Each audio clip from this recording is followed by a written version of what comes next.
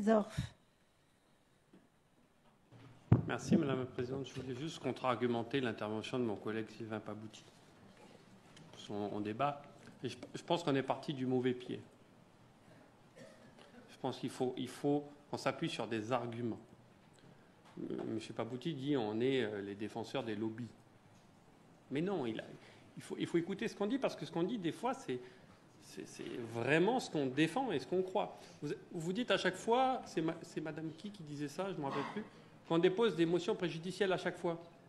Mais oui, mais parce qu'à chaque fois, c'est des taxes qu'on nous propose. Donc dès qu'il y a une taxe, on fait une motion préjudicielle. Pourquoi? Parce que qu'est-ce qui alimente notre philosophie politique? C'est que on ne doit pas, dans cette période de vache maigre et de crise du pouvoir d'achat pour les Calédoniens, augmenter la fiscalité. Voilà, c'est notre philosophie politique. Vous avez le droit d'être contre. Mais nous, c'est ce qu'on croit fondamentalement, parce que ça renchérit le coût des produits. Donc, à chaque fois qu'il y aura une taxe, on va s'opposer. Ça, c'est la règle de base.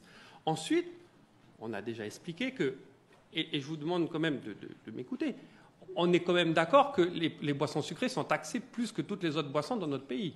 Ça, c'est les chiffres aussi. De 11 à 22%. Il y a 11 points d'écart entre une bière et un Coca-Cola. 11 points d'écart entre une bière et un Coca-Cola.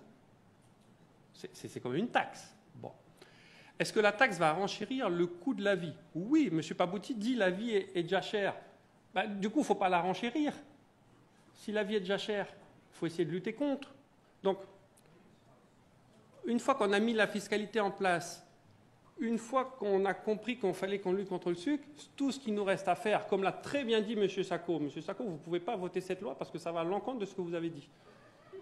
Vous avez dit qu'il faut faire de la prévention et de l'éducation. Tout à fait, M. Sacco. Vive M. Sacco. Il a raison. Il a raison. Donc on doit agir sur l'autre pan qui n'est pas fiscal, mais qui est sur l'éducation de la société calédonienne à consommer moins de sucre. Ça, c'est fondamental. Non, mais M. Sacco, vous avez participé à tous les congrès, les gouvernements collégiaux. Qu'est-ce que vous me racontez? On a tout fait ensemble dans l'unité calédonienne et le consensus calédonien, vous le savez. Et donc, Madame la Présidente, je suis désolé de le redire encore une fois, mais vous votez un texte qui est déjà effectif avec la TGC et qui va encore augmenter le coût de la vie pour les Calédoniens, alors qu'on n'agira pas efficacement sur la consommation de sucre en Nouvelle-Calédonie. Je crois qu'il aurait été plus sain de votre part de dire, et j'en finirai par là, nous créons une taxe pour alimenter l'agence sanitaire et sociale qui est dans de grandes difficultés budgétaires. Je crois que ça aurait été beaucoup plus sain et beaucoup plus juste que vous disiez ça. Parce qu'il y a beaucoup d'hypocrisie finalement dans votre argumentation qui est la lutte contre le sucre. Ce n'est pas vrai.